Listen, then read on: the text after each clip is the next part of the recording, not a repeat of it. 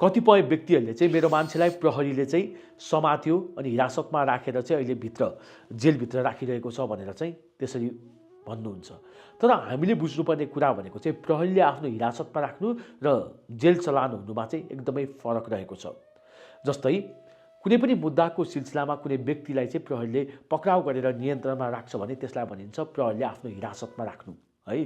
तर अब त्यसरी मुद्दामा चाहिँ अनुसन्धान भइसके पश्चात अदालतमा पेश गरिसके पश्चात जब अदालतले कुनै व्यक्तिलाई दोषी ठहर गर्छ तत्पश्चात चाहिँ त्यो सजाय भोग्नको लागि चाहिँ फेरि अदालतले कारागार चलान गर्छ त्यो व्यक्तिलाई भने त्यस्तो बेला चाहिँ कारागारभित्रको जेलमा पठाइयो भनेर भनिन्छ। त्यसैले चाहिँ प्रहरी हिरासतमा आउनु भनेको दोषी नदेखिएको अवस्था हो र कारागार अर्थात् जेलभित्र पठाउनु भनेको चाहिँ दोषी देखिएको अवस्था हो। त्यसैले चाहिँ प्रहरी हिरासतमा हुँदैमा चाहिँ कुनै पनि व्यक्ति दोषी देखिहालेको अवस्था भन्ने हुँदैन।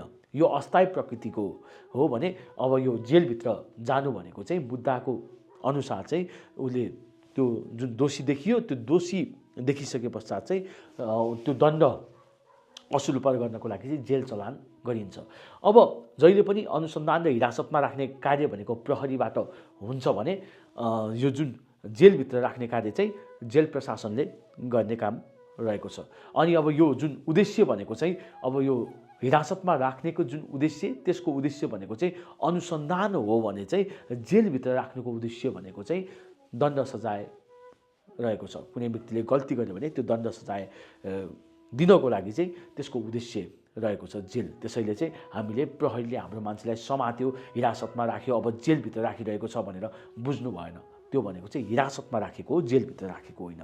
जेल भनेको जहिले पनि दोषी देखिसकेपछि मात्रै कारागार जुन चलान गरिन्छ त्यसलाई चाहिँ जेलभित्र राखेको भनेर भनिन्छ। हस्, आई होप आजको यो सानो भिडियो मार्फत चाहिँ मैले तपाईँलाई केही कुराहरू बुझाउन सकेँ होला। यदि तपाईँलाई यस्तै यस्तै कानुनसँग सम्बन्धित भिडियोहरू हेर्न मन लाग्छ, बुझ्न मन लाग्छ भने कृपया तपाईँले चाहिँ मेरो युट्युब च्यानल नेल्सन एलएलबीलाई सब्सक्राइब गर्न र मलाई टिकटक र फेसबुकमा फलो गर्न चाहिँ नबिर्सिनु होला। त यति भन्दै फेरि अर्को दिन अर्को एउटा नयाँ भिडियोमा उपस्थित हुने बाचा गर्दै यहाँबाट अहिलेलाई बिदा हुन्छु। हस्त धन्यवाद। जय नेपाल, जय देश अनि जय कानुन।